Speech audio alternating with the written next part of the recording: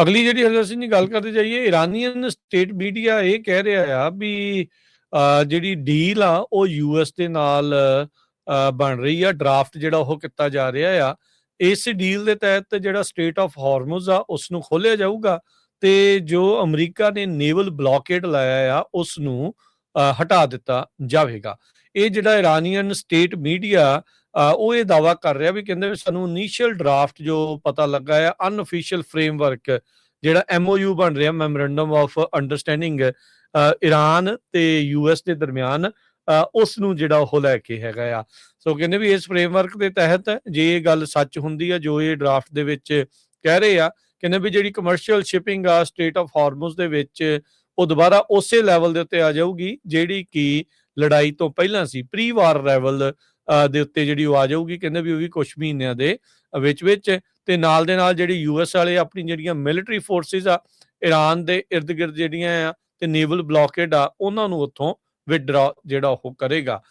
White house ਨੇ ਜਾਂ America ਨੇ ਇਸ ਡਰਾਫਟ ਦੀ ਕਿਸੇ ਤਰੀਕੇ ਦੀ ਜਿਹੜੀ ਪੁਸ਼ਟੀ ਆ ਉਹ ਨਹੀਂ ਕੀਤੀ ਹੈਗੀ, ਪਰ ਕਹਿੰਦੇ ਵੀ ਜਿਹੜਾ ਇਸ ਟਾਈਮ US ਤੇ ਇਰਾਨ ਦਾ MOU ਆ ਇਹ ਇਨਡਾਇਰੈਕਟ ਟਾਕਸ ਜਿਹੜੀਆਂ ਸ਼ੁਰੂ ਹੋਈਆਂ ਸੀਗੀਆਂ, ਜਿਸ ਦੇ ਵਿੱਚ ਜਿਹੜਾ ਪਾਕਿਸਤਾਨ ਆ ਉਹ ਵਿਚੋਲਗੀ ਦੀ ਭੂਮਿਕਾ ਨਿਭਾ ਰਿਹਾ ਆ।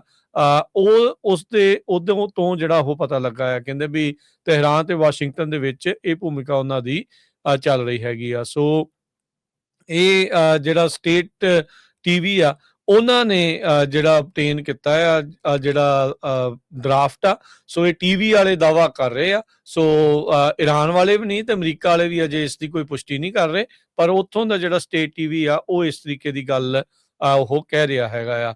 ਸੋ ਆਪਾਂ ਨੂੰ ਪਤਾ ਹੈ ਵੀ ਲੜਾਈ ਜਿਹੜੀ ਉਹ ਸ਼ੁਰੂ ਹੋਇਆਂ ਨੂੰ ਕਾਫੀ ਵਕਤ ਜਿਹੜਾ ਹੋ ਚੁੱਕਾ ਆ। ਇਸ ਸਾਲ ਸ਼ੁਰੂ ਹੋਈ ਸੀਗੀ, ਜਿਹੜੀ ਐਸਕਲੇਸ਼ਨ ਆ ਉਹ ਵਧੀ ਆ। ਪਹਿਲੋਂ ਮਿਜ਼ਾਈਲ ਡਰੋਨ ਅਟੈਕਸ ਜਿਹੜੇ ਉਹ ਚੱਲਦੇ ਰਹੇ ਆ, ਜਿਹਦੇ ਕਰਕੇ ਗਲਫ ਦੇ ਵਿੱਚ ਤੇ ਇਹ ਸਾਰੀਆਂ ਚੀਜ਼ਾਂ ਜਿਹੜੀਆਂ ਆ ਉਹ ਆਪਾਂ ਸਾਹਮਣੇ ਜਿਹੜੀਆਂ ਉਹ ਦੇਖੀਆਂ। ਉਸ ਨਾਲ ਓਰੀਜਨਲ ਕੌਨਫਲਿਕਟ ਵੀ ਹੋਇਆ।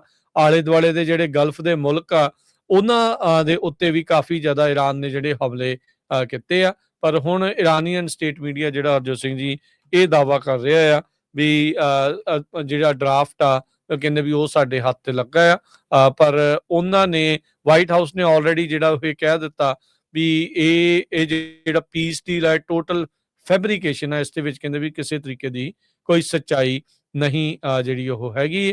ਟਰੰਪ ਹੋਣਾ ਨੇ ਕਿਹਾ ਵੀ ਤਹਿਰਾਨ ਵਾਲੇ ਇਰਾਨ ਵਾਲੇ ਸੋਚੀ ਜਾਂਦੇ ਆ ਵੀ ਉਹ ਮੈਨੂੰ ਆਊਟਵੇਟ ਜਿਹੜੇ ਉਹ ਕਰ ਲੈਣਗੇ ਵੀ ਡੀਲ ਜਿਹੜੀ ਉਹ ਬਣਦਿਆਂ ਤੋਂ ਪਹਿਲਾਂ, ਪਰ either it will be a good deal or no deal. ਤੇ ਕਹਿੰਦੇ ਮੈਨੂੰ ਨਹੀਂ ਲੱਗਦਾ ਉਹਨਾਂ ਦੇ ਕੋਲ ਹੁਣ ਹੋਰ ਕੋਈ ਚੋਇਸ ਜਿਹੜਾ ਉਹ ਹੈਗਾ ਆ। ਟਰੰਪ ਹੁਣੀ ਅਜੇ ਤੱਕ ਕਹਿ ਰਿਹਾ ਵੀ ਮੈਂ ਸੈਟਿਸਫਾਈਡ ਨਹੀਂ ਹੈਗਾ ਇਰਾਨ ਡੀਲ ਨੂੰ ਜਿਹੜਾ ਉਹ ਲੈ ਕੇ, ਬਟ ਕਹਿੰਦੇ ਵੀ ਵੀ ਵਿਲ ਬੀ ਵੀ ਆਪਾਂ ਸੈਟਿਸਫਾਈ ਹੋਵਾਂਗੇ। ਕਹਿਣ ਦਾ ਭਾਵ ਆ ਵੀ ਆਪਾਂ ਜਿਹੜੀ ਡੀਲ ਆਪਣੇ ਮਤਲਬ ਦੀ ਉਹ ਜ਼ਰੂਰ ਬਣਵਾ ਕੇ ਹੀ ਜਿਹੜੀ ਉਹ ਹਟਾਂਗੇ। ਸੋ ਦੇਖਦੇ ਹਾਂ ਅੱਗੇ ਜਿਹੜਾ ਉਹ ਹੋਰ ਕੀ ਬਣਦਾ ਆ। ਪਰ ਵਾਈਟ ਹਾਊਸ ਨੇ ਇਹ ਜ਼ਰੂਰ ਕਿਹਾ ਵੀ ਹਾਂ ਗੱਲਬਾਤ ਜਿਹੜੀ ਉਹ ਜ਼ਰੂਰ ਅਜੇ ਵੀ ਦੋਨਾਂ ਮੁਲਕਾਂ ਦੇ ਦਰਮਿਆਨ ਚੱਲ ਰਹੀ ਹੈਗੀ ਆ।